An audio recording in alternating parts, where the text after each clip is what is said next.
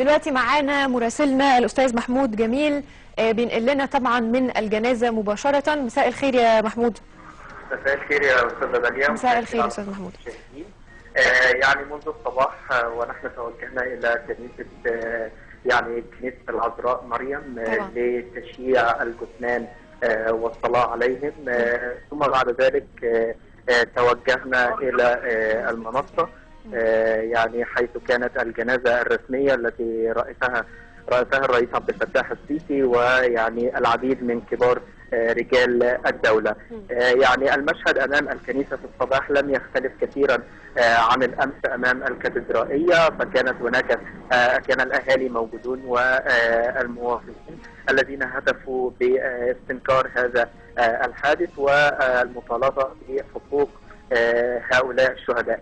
يعني نحن الآن متوجهون إلى المقابر في المقطم، يعني حيث سيتم دفن الجثامين هناك. يعني هذا كل ما لدينا حتى الآن.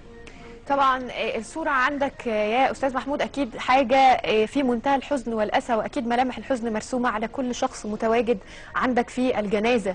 بس اشرح يعني وضح لي أكتر مين القيادات اللي موجودة عندك. يعني عربات الإسعاف يعني كان حوالي أكثر من يعني 15 عربية إسعاف، يعني وكل عربية كان مكتوب عليها اسم الشهيد أو الشهيدة، وكان أغلبهم طبعا من السيدات. كان الأهالي متواجدون داخل هذه السيارات، كانت حالة الحزن والأسى يعني هي المسيطرة عليهم، وكان طبعا الأهالي في الخارج يقفون أمام هذه السيارات ويدعون لهم، يعني سواء المسيحيين أو المسلمين أيضا يعني كانوا يعبرون عن حزنهم الشديد أمام هذه السيارات.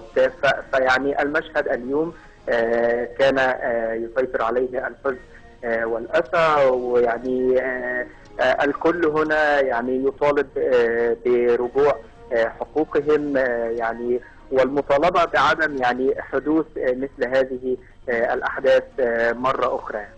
يعني هل بيوجد عندك هتافات في المنطقة؟ هل هناك بعض الناس بيرددوا عبارات معينة ولا بتسود الصمت في الجنازة ومفيش حد بيتكلم؟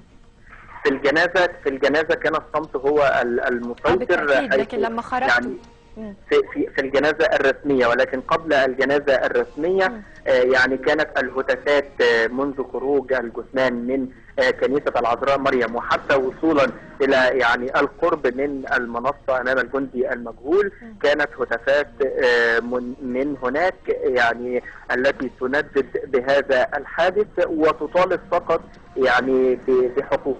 يعني دي كانت الهتافات المسيطرة يعني منذ خروج الجثمان من كنيسة العذراء وحتى الآن، ومرددين أيضا بعض يعني كانوا يقفون أمام الكنيسة يؤدون يعني الصلاة أيضا تزامنا مع الصلاة يعني داخل الكنيسة. يعني الأجواء الآن الكل متوجه أمام يعني خلف الجثامين إلى المدافن في المقطم حيث سيتم دفن الجثمان هناك.